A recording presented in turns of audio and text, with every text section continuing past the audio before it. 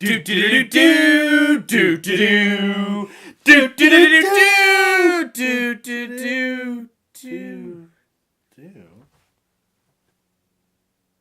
Indiana Jones?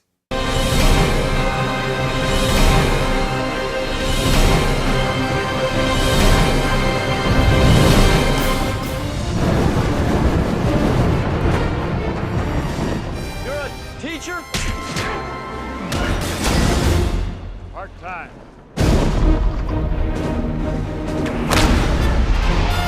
Welcome to Durbania. I'm Durbin. And I'm Rapthorn. And on this retro review, we're going to do Indiana Jones and the Kingdom of the Crystal Skull. Alien Skull. Alien Skull. Okay. I need to start this off with a confession. I just have to get this off my chest. Okay. I don't hate this movie as much as everybody else does. You know, I think when I was watching it this week in preparation for this, there's stuff in this movie that I cringe at. But it's still a fun movie. Like, it's got those typical Indiana Jones elements to me that keep it fun. sure. Okay, so this movie came out in 2008. Yeah. So, already this movie looks totally different than the original. But I like they kept the same sound effects whenever he punched somebody. It just sounded just like the old movies. I liked it open with the old Paramount logo. Oh, yeah. And then went into the, little molehill of the little gopher guy. Yeah. I don't know why they had to computerize that so much. So there are two huge cringeworthy moments in this movie for me. And the first one, and I know you're going to know what it is as I'm saying it. Nuclear blast. So what does he do? He jumps inside of a lead-lined fridge. With Indiana Jones, there's a lot of things I can excuse simply because it's Indiana Jones. It's an adventure thing. Of course this is not representative of real life. I mean, come on.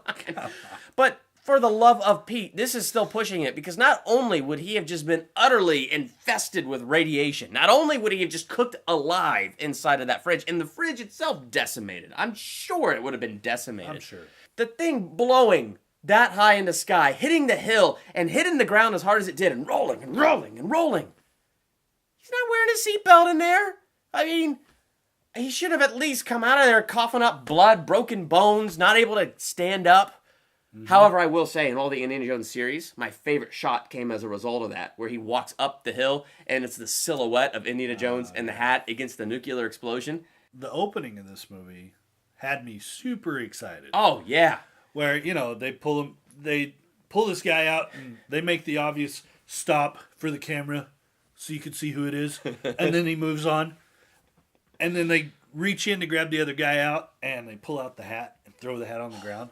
And it's like, yes, it's Indiana! Yes! And then you see his shadow. Oh, he yeah. puts the so hat then he walks on. over, picks up the hat. You see in the shadow against the car, stand up. Yeah. Yeah.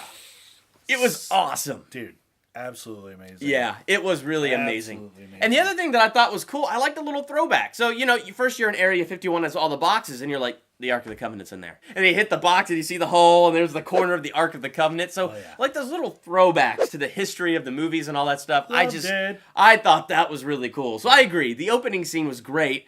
It's just that fridge thing kind of ruins it for me. Like, that was really, really bad. That and the monkeys. That was my second great cringeworthy scene. Number one, Shia LaBeouf swinging with the monkeys. Just that by itself. I mean, I didn't dislike Shia's character in this. Oh. Shia LaBeouf, I thought you did a good job in this. What was that? The swinging. Are you... Yeah. Really? There's not a whole lot about this movie that I enjoyed per se, but I mean, this is my least favorite of the series. But I do have to say, I rewatched this movie for this, and I thought it wasn't horrible. I mean, it was, and everyone will tell you that this one is the worst, except for this guy, is the worst of all the movies. But you know what? It wasn't really that bad. Yeah. It was good. I mean, it had its moments. Yeah. It had the guy that was the double agent, but he wasn't a double agent. Oh, Mac? Yeah. Yeah, Mac. He made me so mad. Well, I gotta tell you this, though. In Temple of Doom, you had Willie, who just was so annoying with all her screaming and stuff like that. Do you know who Willie was in Kingdom of the Crystal Skull? It was Matt going, Jonesy! I mean, every time. Like, I don't know why I never noticed it before, but seriously, the last time I watched it through, I went, you're Willie. Yeah. You are the Willie of this movie. Yeah. How many more times are you going to yell Jones? I mean, seriously, the next time you watch Kingdom of the Crystal Skull, if you ever watch it the next time, count how many times he just goes, Jonesy! Too many. He was Willie.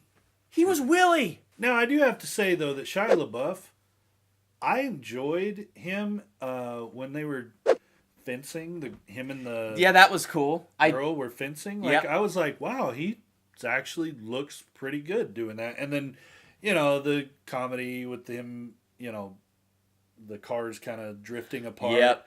Him doing the splits, and then everything hitting his junk. I was feeling the pain. I was feeling the pain. Yeah.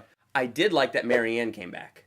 Dude! Because she was cool in the first movie. Cool. And so she was probably my favorite Jones girl. And I thought it was so cool that they went and brought her back. And so I thought it kind of made a nice poetic ending, whereas the third movie ends with them riding into the sunset, which really feels like the curtain closes. So if they're going to reopen the curtain and bring it back, it was nice that the end credits of this one was the wedding of Indiana Jones and Marianne. Yeah. So the third movie is the reconciliation of his father. This one is reconciliation with Marianne and the family finally becoming whole. Yeah. And my favorite shot of the movie, where the hat goes rolling. Oh, yeah. And so I saw this at midnight. And so the midnight people are amazing. So as Shia LaBeouf slowly bent down to pick up the hat, the whole theater went, no. I mean, like, seriously, I'm not kidding you. That is not an exaggeration. The theater was, like, almost getting so angry. Then as soon as Indy grabbed it and put it back on his head, everybody went, oh. Originally I was thinking about just giving it 3 stars. Uh-huh. Maybe even 2.5 stars. Oh, boy. But, after rewatching it and just really watching it for what the movie was, not trying to compare it to the other Indiana Jones movies, I'm going to give it 3.5 stars. It's not my favorite, but you know what? It really wasn't that bad of a movie. Yeah. It had its bad moments. Yeah. But it really wasn't that bad of a movie. So 3.5 stars for me. I'm going to give it what I gave Temple of Doom, because in my mind they're kind of tied, because you know how I said Temple of Doom was my least favorite, but it's like going back and watching it, it's still fun. It's still super enjoyable. It's a good movie, and I felt the same thing about Kingdom of the Crystal Skull. So for me, 4 stars out of 5, because I can still watch this movie and enjoy Indiana Jones. I can enjoy the whole adventure aspect. I think the aliens was kind of a cool thing, and so I enjoyed Kingdom of the Crystal Skull. And so for me, like, the 5-star movies are the odds. The 4-star movies are the evens. We'll see what this 5th movie ends up bringing. Let us know what you thought about Kingdom of the Crystal Skull in the comment section below. Thanks again for liking, commenting, and subscribing. I'm Durbin. And I'm Rapthorn. Thanks for checking out Durbania.